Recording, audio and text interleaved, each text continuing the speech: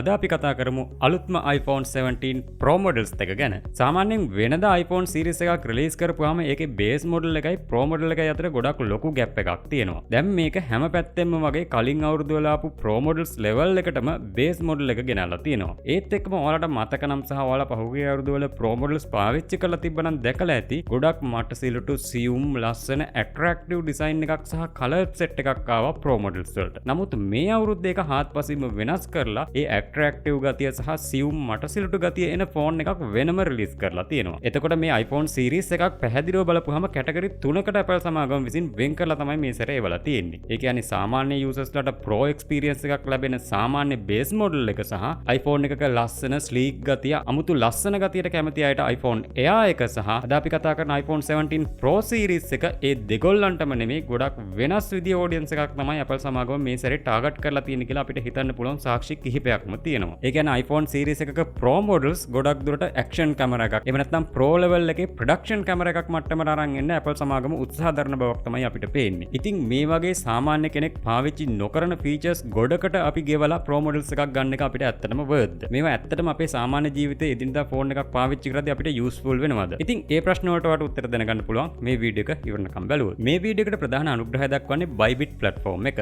ඔයාලට මතක නම් මම කලින් වීඩියෝ එකක් කළා Apple Pay ගැන. ඒ වීඩියෝ එකෙදිත් මම සඳහන් කරේ මේ Bybit platform එකේ virtual debit card එක ගන්න කොහොමද කියන එක ගැන. ඉතින් කාඩ් එකක් ගන්න විතරක්ම නෙමෙයි මේ platform එක අපි හරියට පාවිච්චි කරොත් අපිට ගොඩක් හොඳට මුදල් earn කරන්න පවා පුළුවන්කම තියෙනවා. මේක ගොඩක් අය දැනටමත් කරන දෙයක්. ඉතින් ඒ ගැන අපි හිමීට ඉගෙන ගමු ඉස්සරහට වීඩියෝ series එකකින්. ඉතින් මේ Bybit platform එකේ ගිහිල්ලා මේ debit card එක ගන්න විදිය ගැන වීඩියෝ එක පල්ලා description එකේ link එක දාලා තියෙනවා. ඒත් එක මේ platform එකට register වෙන හැටිත් මේක step by step A video එකේ තියෙනවා. ඒ කැමති කෙනෙකුට පල්ලා හැදින description එකේ තියෙන link එකෙන් ගිහිල්ලා register වෙන්නත් පුළුවන්. card එක apply කරන්නත් පුළුවන්. ඔයාලට මතක නම් කලින් අවුරුදු වල iPhone series එකක් රිලීස් වුණාම ඒක තිබුණු Pro model එක තමයි ගොඩක් දුරට ලස්සනම ෆෝන් එක උනේ. නමුත් මේ සැරේ ඒක වෙනස්. මේ සැරේ ලස්සනට වඩා මේකේ ප්‍රමුඛත්වය දීලා තියෙන්නේ මේක ටිකක් heavy task වලට පාවිච්චි කරන්න පුළුවන් විදිහේ device එකක් විදිහට තමයි Apple සමාගම අපිට මේක පෙන්වන්න උත්සාහ දරලා තියෙන්නේ. මෙයාලගේ මේ font එක colors ආපු විදිය ගැන වුණත් අපි බැලුවොත් හොඳට කලින් අවුරුදු වලට වඩා මේක heavy production level එකේ equipment එකක් කියන එක අපිට ඒත්තු ගන්නන්න තමයි Apple සමාගම උත්සාහ දරලා තියෙන්නේ. මේකේ ප්‍රධාන hidden message එක තමයි මෙන්න මේ font එක බලන්න. Apple සමාගම කවදාවත්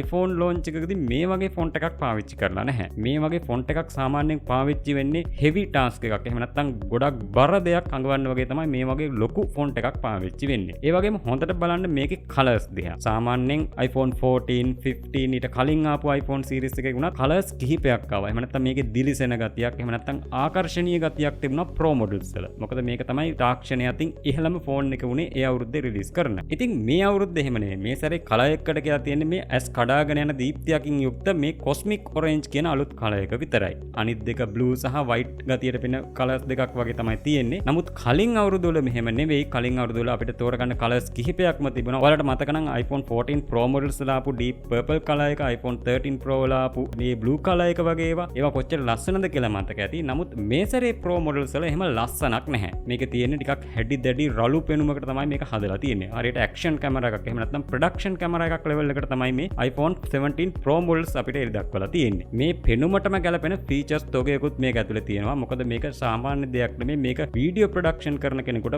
බරාවියක් කියලා අපිට හඳුන්වන්න පුළුවන්. දැන් අපි බලමු මේකේ camera features ගැන. iPhone 17 base model වල වගේම Pro වෙනකන් හැම ෆෝන් එකකම මේ අලුත් selfie camera එක තියෙනවා. ඒ වගේම front and back camera දෙකෙන් එකපාර record වෙන්න පුළුවන් මේ dual video capture පාසුකමක් තියෙනවා. ඉතින් ඊට වඩා iPhone 17 Pro series එකේ තියෙන වෙනස තමයි මෙන්න මේ අලුත්ම විශේෂ features තුනක් include වෙනවා මේ Pro series එකට. ඒ තමයි open gate recording, ProRes RAW සහ Gen Lock. මේවා එකින් එකට මම පැහැදිලි කරන්නම්. මොකද මේ කියන තුන මේ features තුන ගොඩක් විශේෂ වෙන්නේ මේවා සාමාන්‍ය මට්ටමේ DSLR mirrorless camera එකකින්වත් අපිට බලා ගන්න බැරි features. මේවා ඇත්තටම use වෙන්නේ cinema production වලදී. ඒ කියන්නේ high end එකේ Sony camera වල තමයි මේ කියන features පවා තියෙන්නේ. ඉතින් මේකේ පළවෙනි එක තමයි open gate recording. Sony ලාගේ high end Venice කියන cinema camera එකේ තමයි මෙන්න මේ විදිහට open gate තියෙන්නේ. තව Lumix, Panasonic Lumix camera වලත් මේ open gate පාසුකම තියෙනවා. මේකෙදි වෙන්නේ මුළු sensor එකෙන්ම ලැබෙන data record වෙනවා. ඒ කියන්නේ මුළු sensor එකටම වැටෙන data ඒ විදිහටම record වෙනවා image එකේදී. එහෙම නැත්නම් video එකේදී. ඒක ගොඩක් ප්‍රයෝජනවත් දෙයක්. අපිට මේක විවිධ purpose වලට පාවිච්චි කරන්න පුළුවන් cut කරලා edit එකේදී. ඔයාලට පේනවා මේ විදිහට frames විවිධ frames වලට අපිට මේක කපලා ගන්න පුළුවන්. මේකේ quality එක කිසිම drop වීමකින් තොරව.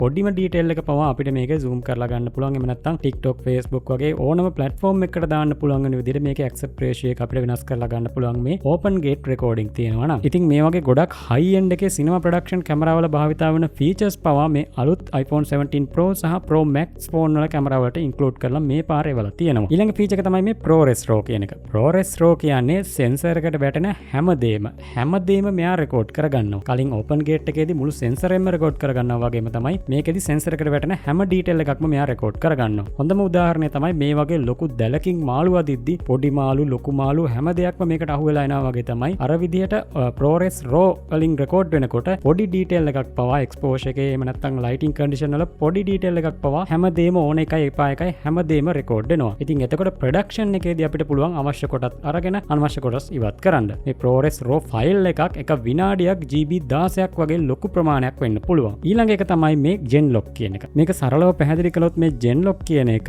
කැමරා කිහිපයකින් එකම වෙලාවෙ ගන්න images එහෙම නැත්නම් video clips එකට එකක් කරගන්න පුළුවන් මේ Genlock පහසුකම තියෙනවා නම්. ඒ කියන්නේ ඔයාලා ෆිල්ම් වල වගේ මේ වගේ දේවල් දැකලා ඇති මේ තියෙන iPhone 17 Pro Max එකෙන් ඒ Genlock පහසුකම පාවිච්චි කරලා මේ bullet timing කියන දේ හදන විදිය. ඉතින් මේ Genlock පහසුකම පවා අලුතෙන් වෙන iPhone 17 Pro series එකේ තියෙනවා. ඉතින් මේ කියපු Genlock, open gate recording, ProRes RAW වගේ දේවල් record වෙනකොට phone එක ගොඩක් heat වෙනවා. නමුත් මේ සැරේ iPhone 17 Pro එක 16 Pro එකට වඩා heat වෙන එක ගොඩක් අඩුයි. ඔයාලට මේ thermal image එකෙන් බලා ගන්න පුළුවන් heat map එකක් වගේ. නැත්නම් heat image එකක් ඔයාලට මේකෙන් බලා ගන්න පුළුවන්. එතකොට ඔයාලට පේනවා iPhone 17 Pro එක ගොඩක් cool කියලා. එහෙම වෙන්නේ මේ අලුත් iPhone 17 Pro series එක හදන්න යොදාගෙන තියෙන්නේ ඇලුමිනියම් ලෝහය නිසා.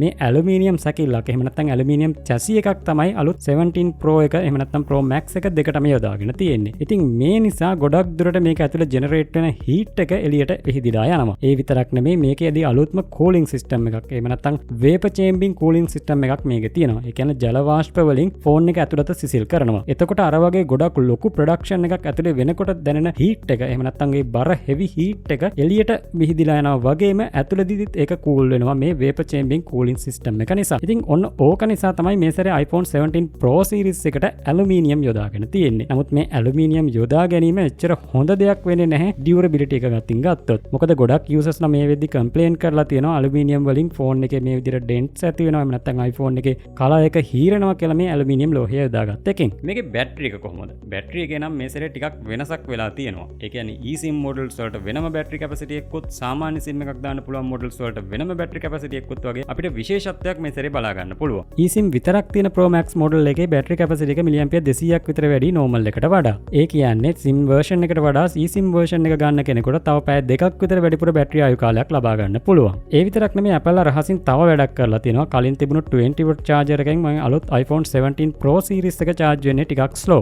ඒ වෙනුවට අලුතෙන්ම charger එකක් මෙයාලා අඳුන්වලා දීලා තියෙනවා 40 watt dynamic charger එක. මේකෙදි 40 watt කිව්වට 60 watt දක්වා මේක යනවා. මේ charger එකෙන් තමයි විනාඩි 20ක් ඇතුළත 150ක් වගේ charge කරගන්න පුළුවන් කියන iPhone 17 Pro series එකේ phone එකක්.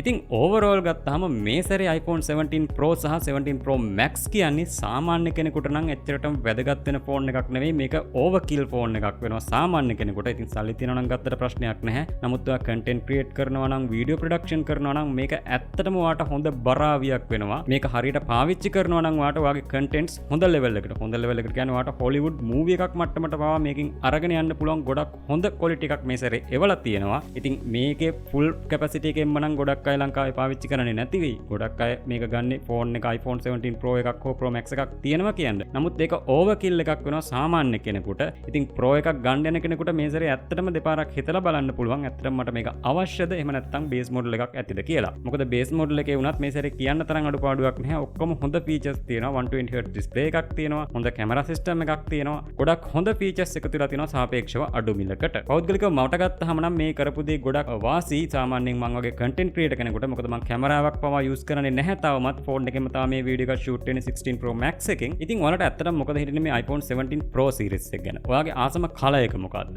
මේ වගේ දේවල් ඔයා පල්ලෙහෙන් comment කරන්න. එතකොට අපිට බලා ගන්න පුළුවන් ලංකාවේ ඔයාලා මොනවද හිතන්නේ කියලා මේ iPhone 17 Pro series එක ගැන. එහෙමනම් මේ වගේම තවත් වැදගත් වීඩියෝ එකකින් හමුවෙමු. එකතු වෙලා ඉන්න Apple Think එක්ක.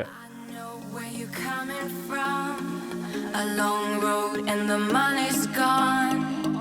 All the games where you played your part from the very start just to come this far. You should know I believe in you. Every race